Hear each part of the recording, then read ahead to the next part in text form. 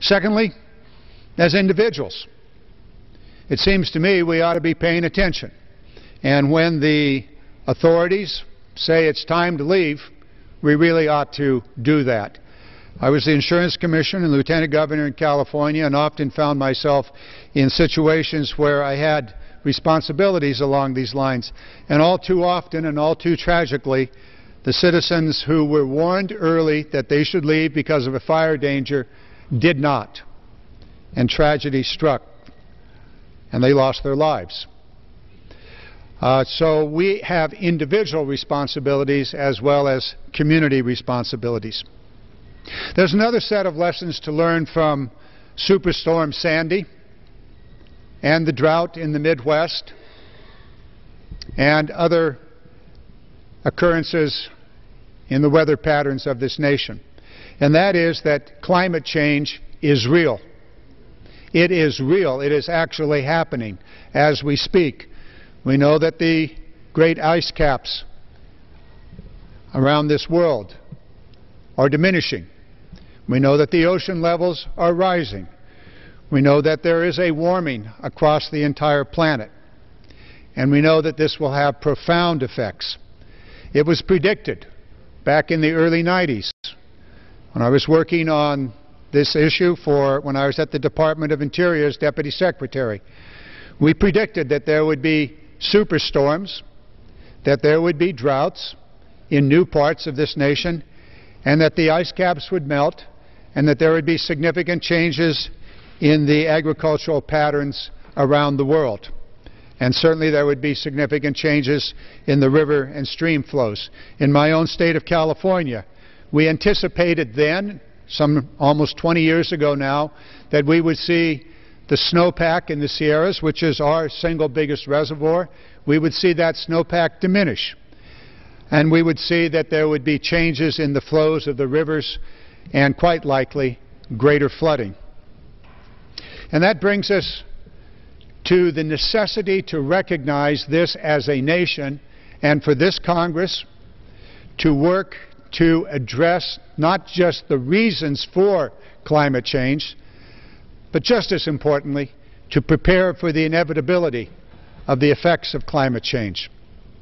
A small rise in the sea level certainly will change the impact of major storms on all of our coastlines.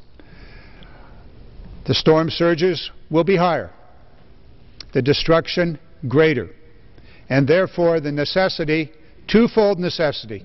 One, to do everything we possibly can to diminish climate change, and that brings us to energy policy, which is not the subject of today's discussion, but rather to the issue of how we are going to affect and prepare for the inevitable changes. Little over a year ago, the President proposed the American Jobs Act. And in that American Jobs Act, there was a substantial, in fact, a very significant increase in the amount of money that this nation would spend on infrastructure. In addition to what we would normally do, the President proposed an additional $50 billion of infrastructure investment in the near term over the next 2 to 3 years. Unfortunately, that proposal was not even brought up in the current Congress. But nonetheless, it's a proposal that we as members of this House should give considerable thought to. And I look now to the East Coast and the West Coast and to my own district in California, which is the Sacramento Valley. And I'm looking at the President's proposal of some $50 billion and saying, what if? What if we would actually undertake a major infrastructure action in the United States? What if we were to really prepare ourselves for the inevitable climate change? What would it mean to Americans? Well, certainly right off it would mean jobs. It would mean that we would be able to employ perhaps 2 million people immediately in building that infrastructure. But it also means something beyond that. It could mean we would increase the deficit. Or if we were wise, it could mean that we would not increase the deficit at all. We would simply make some shifts in certain tax breaks that are now given to various parts of our economy, for example, the oil and gas industry, and shift those tax breaks around so that we would fund infrastructure projects. And in fact, that's what the President proposed to do.